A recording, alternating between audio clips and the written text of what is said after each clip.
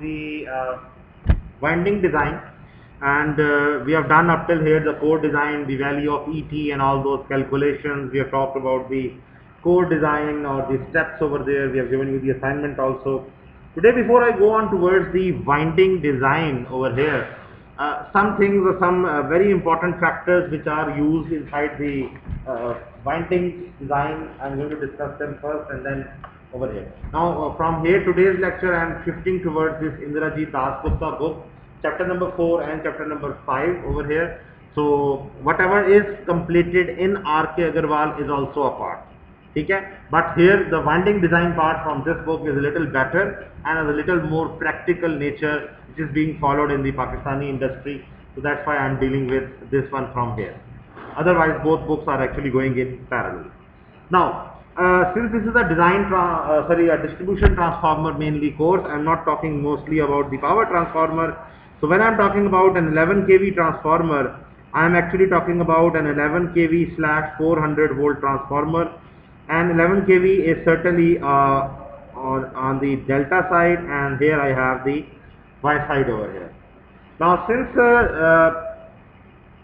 the distribution transformer can be 100 kVA, 200 kVA or 300 kVA.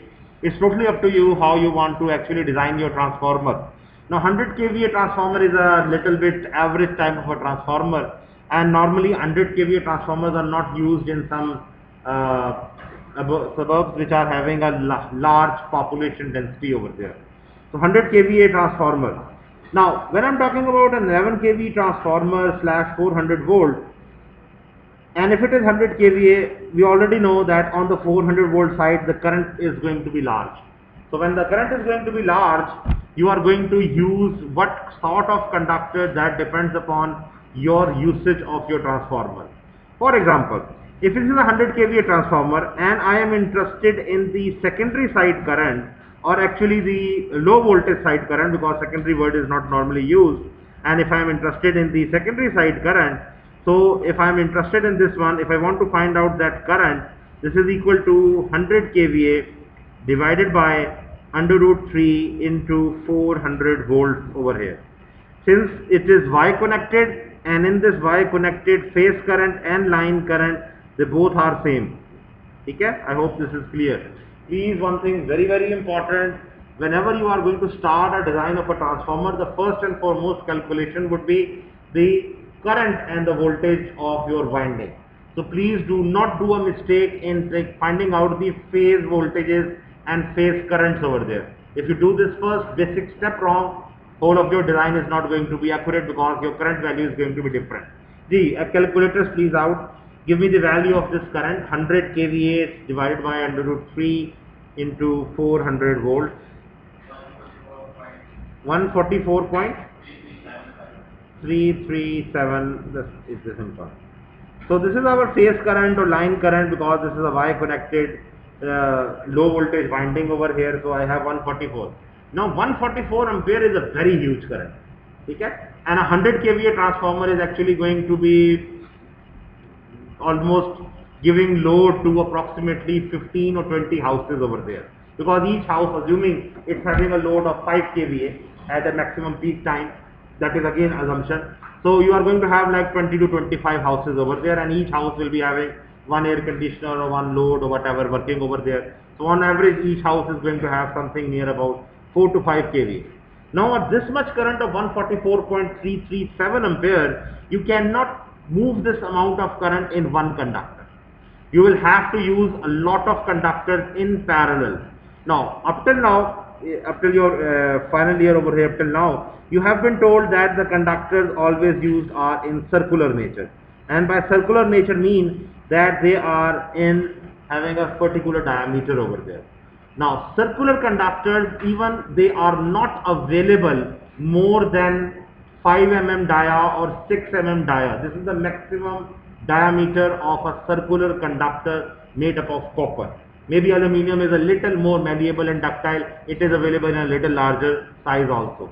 But a conductor of diameter more than 3.5 mm, it's very difficult to turn it, because it's so hard you cannot turn it. And since the winding is actually making the winding turns on the low voltage side over there, So it is never preferred that in a transformer, whenever your diameter size exceeds beyond 3.5 mm, you will move on from circular conductors to the square shaped or rectangular conductors over here.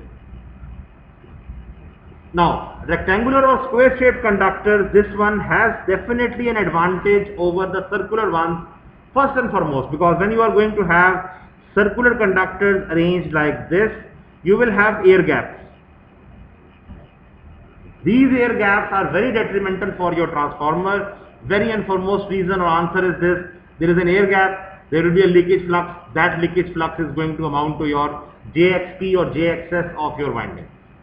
So leakage fluxes are more. Secondly, whenever there is an air gap in between the winding, the mechanical stability of the winding is also not better. So mechanically, the winding is more robust when it is arranged inside a square shape or a rectangular shape with no air gaps in between. Now, when a conductor is placed inside a transformer and you have some loads attached, supposedly the fans or the motors or maybe this projector or maybe your mobile chargers, they all are going to take high frequency current. High frequency current may be third harmonic, fifth harmonic, seventh harmonic, ninth harmonic, depending upon your type of load that you are attached. If you have a mobile charger, your load will be having a third harmonic rich content. If you have something, a motor, induction motor, which is not very well designed, or it is having some problem with your bearing or any other winding problem, it will be having a fifth and seventh harmonic in abundance. So these harmonics, currents, they are going to come from that transformer. Now that current, high frequency currents, when they are going to flow through the transformer, that transformer is going to exhibit skin effect. You already are familiar with the skin effect issue. What does a skin effect do? It takes all the current on the outskirts of your conductor. Now, one and foremost reason, if I see these round conductors and I want to use them, I have to put all of these 6 conductors joined together, and when I am going to join them together, they are going to behave as one conductor. So what will happen on the skin effect? The current is only going to flow on the outer edges over here of the conductor. It's not going to flow in the center. Why? Because all of these copper conductors, they are joined together. Now, to make them having, each one of them having the same amount of current flowing, there are 2 ways to do it. The first and foremost way is this, that instead of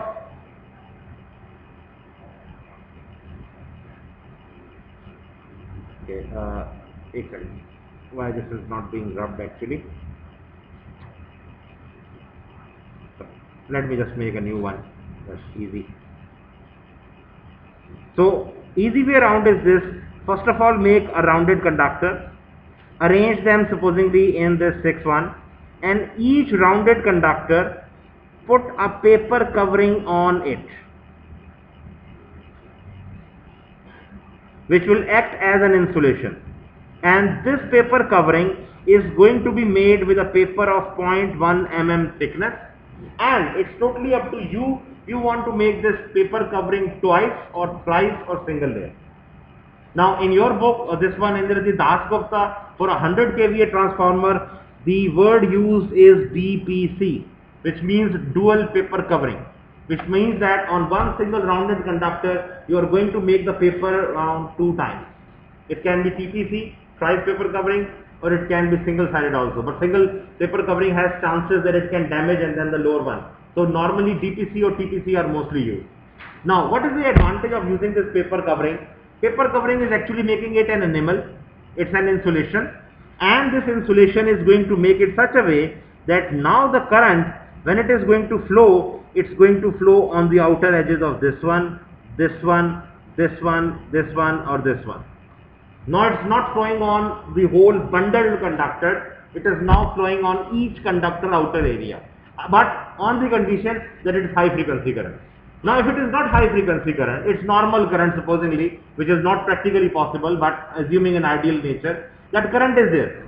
Now when you are going to place this 6 set of conductors, which are the low voltage conductors, and you are going to place this conductor, supposedly, let me make a transformer. I'm just trying to make the limb over here, and I just zoom in over here. and I have placed this circular conductor like this, like this, like this, and like this, and like this over here. These 9 conductors are making the low voltage winding. Okay? They are making that area that is required over there. Now when I am going to move this conductor on the whole core, what will happen? A very big problem is there, that the conductors which are closer to the core will have lesser length, and the conductors which are farther away from the core, when you are going to turn them, they are having a less length of conductor. And we all know R is equal to rho L over A. So what will happen? The resistance is going to be different. Now this means that there are 9 conductors, 3 of them has different resistance, 3 of them has a mild increase in the resistance, and the other 3 which are on the extreme most side, they are having more length. So what will happen? There are now 3 resistances over here. This is R1, this is R2 and R3. R1 is much larger than R3, R2 is still larger than R3 but lesser than R1. So what will happen? And if you try to make this model, this will be actually something having 3 conductors, and if you are going to have 144 ampere current flowing over here, since this resistance is the smallest, major chunk is going to, supposedly something like 70 ampere flows over here, 35 flows over here, or maybe like 50 amperes current over here, and then like something 20 ampere flows over here. This is unequal currents flowing in all 3. Now what this unequal currents will do? No problem, as such transformer will work, but when this transformer is going to be running at maximum load, the conductors which are closer to the core, they are more heated. Already there is very less cooling of them because they are inside. So what will happen? That the outer ones, they are being cooled, the inner side, they are already hot, they are already on the high temperature region. The core will itself heat up, the core will have more core losses because of heating up, so the damage to the transformer is imminent. So you want to make them equal. Now one way is this of using or trying to balance this out is this, that the conductor which is closer, this one and this one, what you do? You use them of your required area, okay?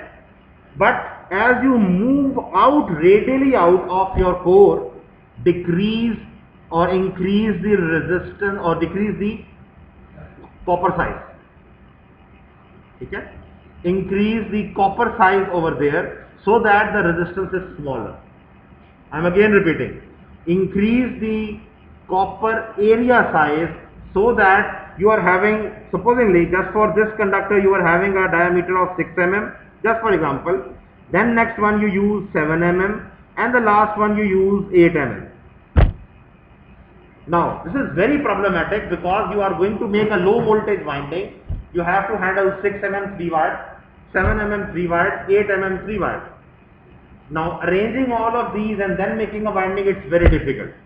So the easy way solution of having this problem addressed is this, that you are going to have transposition. What is transposition? You have done this, you have heard this word before also. Power system course. You are going to change the position of each and every set of conductors at each and every position. Which means, listen this carefully, if this was 9 conductors over there and the total length over here,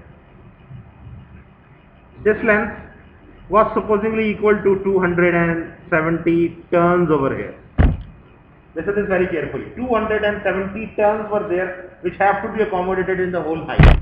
Now there are 9 conductors over there. You want the first set of conductors to also go towards the extrememost position and also to the centermost position. So what you will do over here, the first thing first, you have 1, 2, 3, 4, 5, 6, 7, 8 and 9. These are 1 to 9 conductors over there. We know the first 3 conductors are at the closer to the core, the next 3 conductors are at the second position, and the next 3 are the farthest away. Now after every 30 turns, you will switch the positions of the topmost one, bring them supposedly in the second position. Second ones will go on the topmost, and this one will remain at this position. So after every 30 turns, because they were 270 turns, so I am taking a value over here such that every time there will be 9 shifts in this whole 270 turns. So since there are 270 turns, divided it by 9, so this means every time you have after every 30 turns, you are going to do a transposition. Transposition means in verbal form that every conductor is going to switch places in those 3 layers over there. Over here, when I am talking about this winding over here, this is the first layer, this is the second, this is the third layer. So you are going to move your conductors in the first layer, second layer, third layer. Now in this way, each conductor would have gone in each layer thrice. 3 layers हैं, 9 conductors हैं, तो हर conductor 3 दफा अपनी position है उसी layer में आएगा. So what will happen? The end result would be that the conductors are going to have the same length, the same resistance. They are already of the same cross-sectional area. Now, इसका नुकसान क्या है? The biggest disadvantage of this is this: when you want to do transposition, you will require space of moving that conductor over there. And moving a conductor from one position to another requires also an air gap. They will be there. You can't avoid them. So it is workmanship problem also of using transposition, and secondly, there will be a little bit space utilization of changing the conductor place every time. So if supposedly your length overall was managing to 270 turns, maybe 270 turns then cannot come over there. Maybe you will require a space of maybe 272 turns or 275 turns. Because every time you are doing a transposition, you are using some space. Okay? But we will come on this one when we do a low voltage and design. I will tell you that how you are going to manage that purpose. But whenever you are going to do transposition for this resistance, same process, you are going to have 2 problems. One is the workmanship. It's very difficult for over there. You can just write on Google and you will get a lot amount of transposition conductors. You can see laborers doing those transpositions. It's difficult. And secondly, it's going to take a little bit more space with more air gaps in between.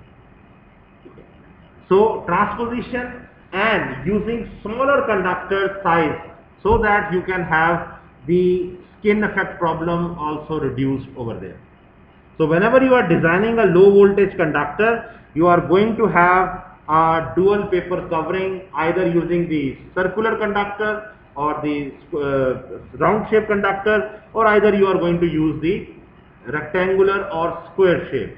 Now one thing very important, whenever you are talking about a square shape or a rectangular shape, this conductor is always going to be, this side is going to be called as the width over there, and this one is going to be called as the height of the conductor over there. Now practically it's better that it's a rectangle. Practically it's better that it's a rectangle. Why? Because if supposingly you have a core, let me draw again a core over here. This is the core of your transformer, and on this core supposingly you are going to have a conductor of square shape. Now you want to arrange those square shape conductors. One is this first conductor placed over here like this. Second conductor you place it over here like this, and then you place another conductor here, and you place another conductor here. And don't forget that there is going to be a dual paper covering in between each and every conductor. Now these 4 are actually making the low voltage conductor. Now how many conductors are making the low voltage conductor? There are 4 conductors, and how they are arranged, this is very important. This is arranged radially out. This one is going downward. So there is a definite word used over there. This one is called as 2W, going down, and this one is called as 2D, because you have 2 conductors going radially out. Now this is one way of arranging 4 conductors. You can arrange those 4 also. Let's supposingly I have again this one. I have another conductor here like this, then here like this, then here like this, then here like this, and don't forget the insulation layer like this. Now if I want to write down the composition of this one, this is equal to 1W cross 4D. Now which one is better, 2W slash 2D, or sorry, cross 2D, or 1W slash 4D? 2 slash, mechanically it is more stable. It is having a more contact with the core also. Okay? But maybe some cases would be there when you have a larger number of turns, maybe you will have to use 1W slash 4D also. This arrangement of the low voltage conductor is called as disposition of the conductors, how you are going to arrange them. This is 4 conductors, you can have even 9. How you are going to arrange those 9, 3 cross 3, 3W cross 3D, or maybe like any other formation. But 9 since is a very odd number, so you can only arrange them in 3 cross 3. You can't have a conductor like this. Supposingly you have something, one conductor, second conductor and third conductor, and then over here you place 2 over here and leave this empty. This is not possible. The high voltage side should have also symmetrical. Why? Because here there will be flux leakage over here. So it should be a perfect square or rectangle, whatever that shape may be. Okay. So this low voltage winding conductors are going to be made up of disposition of different rectangular or circular conductors having a dual paper covering DPC, or maybe thrice paper covering, as the design will tell afterwards, so that you can decide on it that what is the total length. Now in the previous lecture we did an example from this R.K. Agarwal book, and I told you at that time that in this book, when you had a tank design fixed, you knew, okay, this is the window height, आपने winding उसी के अंदर fill करनी है, because you are constrained by the tank size, the size of the window height and all that. Here in this book, here we are designing a 100 kVA transformer. That 100 kVA transformer, we are going to first of all design either the low voltage winding or the high voltage winding, and we will see how much length they require. Then based on that length, that is going to be the window height of your transformer. And window height, not to mention, is this design or this length over here. This is HW. Any questions with this up till now? For this is how you are going to have, this is very, very important. Please, the calculation, the low voltage side always has a larger current, and you are going to have not use one single conductor, you are going to use a larger number of conductors arranged in some disposition, so that you know that how they are going to be arranged, 2 cross 2, 3 cross 2 or 2 cross 3, and always this is W first and then D afterwards. Just like you are naming those matrices and all that stuff. Now, this is low voltage winding. Low voltage winding, we already know it has the low voltage, it has the higher current rating, that's why you require more area and all that stuff. But on the high voltage side does not have that much current. Why? If I just go back on my calculation which I have done over here, this was the secondary current or the low voltage current. If I want to find out the high side current over there, okay? Now, this is a 100 kVA transformer, so I will have 100 kVA, and here in the denominator I will use 3. Can anyone tell me why? I want to find out the high voltage side phase current. मैं 3 क्यों use कर रहा हूँ? Why not under root 3? And what will be the value coming on over here? Come on, बड़ी basic चीज है. जी. क्या? 11 kV side is delta connected. In delta, the VT and V line to line, they both are same. But phase current and the line current, they are different. Here I am interested in the phase current. because we are designing a phase winding. So I have to use 3 over here, and in this vector over there I have to use 400 divided by under root 3. Oh sorry, 11 kV. Sorry. This is 11 kV over here. This one.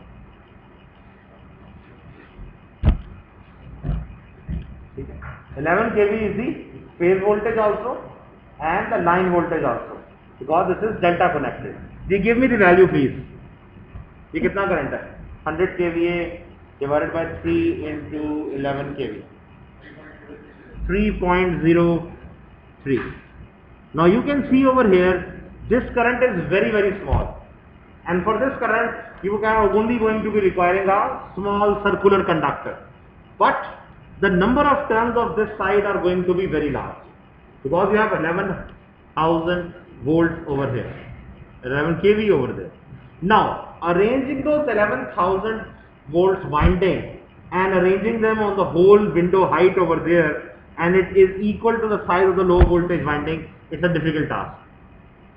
So what you will do now, I don't know how many of you have gone through, you have done the experiment there in the high voltage lab. कोई experiment किए अभी तक किसी course में? अभी तक high voltage lab में अभी तक नहीं जाना होगा. Okay, whenever that lab is also actually a testing lab. Let me just give you a little brief introduction. In that lab, whenever there is a transformer coming over there, we test that transformer based on some impulses we give it to, according to the international standard. Now, if I have an 11 kV / 400 volt transformer coming over there, the secondary side has to be given a voltage spike of approximately 600 plus volts so that it can withstand it. By impulse, I mean I am going to give something a shape of like this, and this side is going to be something given a 600 volt spike, and the time it is going to take from 0 to the peak value is approximately 1.2 microseconds, and the time it takes to the 50% of the value, this is time from here to here, this is equal to 50 microseconds.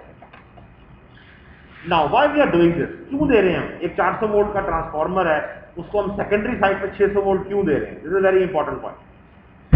We all are familiar from the machines course that whenever there is going to be a rate of change of current di by dt, and there is an inductance involved inside your circuit, you are going to have L di by dt problem. What is L di by dt? It produces spark. जितने भी आपके piano switches हैं, at your homes you are also having the switches or maybe China fitting or whatever. Whenever you press those switches and the load which you are turning on, it is a high current load with some inductive element inside it, and it is switched on at such a time, maybe exactly at the zero crossing. Okay? By zero crossing I mean if you have a voltage waveform like this, okay, and exactly आपने उसको 0 point के ऊपर आपने switch किया, which is again a chance, you are going to have peak value of the current over here at that time, because this is inductive. Okay? Now these projectors or whatever, they are having a huge power supply inside it because they consume a DC power supply. These projectors, they have a large capacitor inside it based on the power supply over there. So whenever I am going to turn it on, it's going to take a huge current spike. That current spike, if goes on with the inductance of that transformer inside it, or maybe a whatever high frequency transformer, it's going to produce a spike, and that spike is going to be evident on the terminals of this connection, or maybe at the transformer at which it's connected, it's going to give you a spike of more than 400 volts plus. Now this spike on the secondary side or the low voltage side is only there if the load is very large. Nowadays even ACs are now becoming inverter based, they are having their current increase substantially in steps, so it's not a big problem. But on the 11 kV side, this problem is more severe. The reason, we have supposedly a grid station at Shalimar Bagh over here, and from that point you have the radial feeder coming over here up till UET. Now on this radial feeder, they are like supposedly 50 transformers working. As soon there was a load shedding, it was turned off for like 1 hour. After 1 hour, the person there will turn it on. As soon as he will turn on the feeder, the transformers are going to be subjected to a switching spike. Okay? That switching spike will be more than 11 kV for that transformer. So it can be 50, 60 kV very easily for a very small amount of time. So on the primary side or the high voltage side, I am going to give an impulse of this shape artificially in our high voltage lab and test it that can that winding withstand that 65 or 70 kV spike. Now this is switching impulse. A lightning impulse can also be there. If there is a lightning strike on a transformer, the maximum voltage it can have, or there is a probability of 95 kV. Now, transformers of distribution side nature, they are a little low heighted. So lightning strike is very difficult over there. But if there is a lightning strike on any transmission line, which are certainly in some open land, that lightning strike can travel towards this distribution transformer and again create a problem. So every transformer, a distribution one, it is subjected to a 95 kV impulse. This is standard. So the peak value is 95 kV given over there, and the time it takes to reach the peak is 1.2 microseconds, and the time from the start till the value it comes to the 50% of it is equal to 50 microseconds. Now this is standard, okay? This is a British standard over there. Now you may ask on the this one that okay, 1.2 or 50 microsecond, not that big value. The transformer could withstand it, but transformer will be damaged if it is not having an insulation strength. Now how you are going to increase the insulation strength over there? We already know transformer की insulation strength कैसे improve होगी? By using more insulation between the conductor and the ground path. Ground path कौन सा है? Core है या transformer का tank है. But we all know in a transformer, the equivalent circuit of a transformer is made in such a way. I hope everyone remembers this equivalent circuit. This is RP and JXP. Now, if a transformer has to withstand a 65 kV impulse, it should have an input capacitance here, so that it takes some time to charge that capacitance. This is the only way you are going to improve the insulation strength of your capacitor. Now this capacitance can be improved or can be reduced over there if the turns between the high voltage winding, they are bifurcated into many different coils. What I mean by that? Listen this carefully. If I have a core of a transformer, this is again the core of a transformer, and I have this high voltage winding like this. Now instead of doing the whole voltage winding over here in sequence, if I bifurcate it into, let's make me on the other side supposingly, what I will do now, instead of making one full winding, this is one, stop it here, have some gap and then start again. Then some gap and add these two together, something like this. So what you have done now, you have bifurcated the whole high voltage winding in 3 different coils. They may be of equal length or they may be of different lengths. It's totally up to you. So when you have 3 different lengths over there, now based on these 3 different lengths of coil, you are going to have a little capacitance added over there. Okay, come on. So you are going to have different capacitance involved over here. Now this capacitance is going to be included at this point, and it's going to increase the withstand capability of your transformer. Now, one thing additional over here, whenever there are turns of a transformer, this, let me just take this call actually.